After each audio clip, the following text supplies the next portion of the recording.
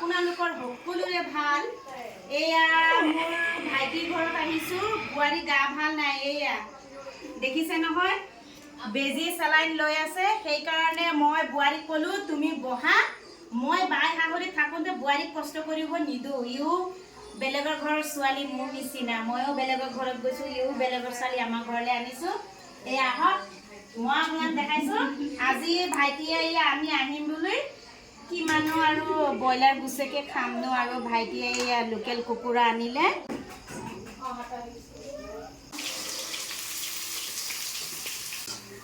ধুনীয়াকৈ ৰঙা হৈ গ'ল। এতিয়া মছলাটো ঢালি দিওঁ। মছলাটো এতিয়া ৰঙা হৈ গ'ল ধুনীয়াকৈ। এতিয়া মাংসখিনি ঢালি দিওঁ। এনেকৈ বনালে মানে ভাল লাগে, সোৱাদ হয় খাবলৈ। আৰু এতিয়া ধুনীয়াকৈ গৰম পানী কৰা আছে, আৰু এটা আলু কাটি দিছোঁ গাঢ়া হ'বলৈ।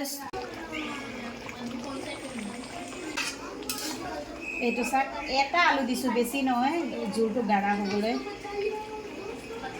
এতিয়া চব্জিটো হৈয়ে গ'ল।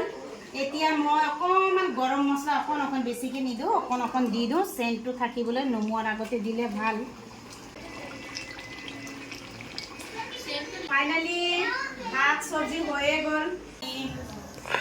খোৱাটো আৰু ষ্টাৰ্ট কৰোঁ, আৰু বিছমিল্লাহ কৰোঁ। বোৱাৰীক দি লওঁ আগত, নহ'লে ক'ব নহয়। মোৰ ফালৰ পৰা তোক বাচি দিছোঁ।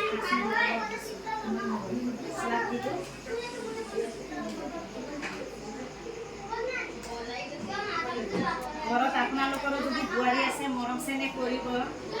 আপোনালোকে কৰে মৰম, এনেইতো নহয়। আজিকালি মানুহ বুজি পায়, আগৰ দিন নাই। ঠিক আছে গাইজ, বিছমিল্লাহ কৰোঁ।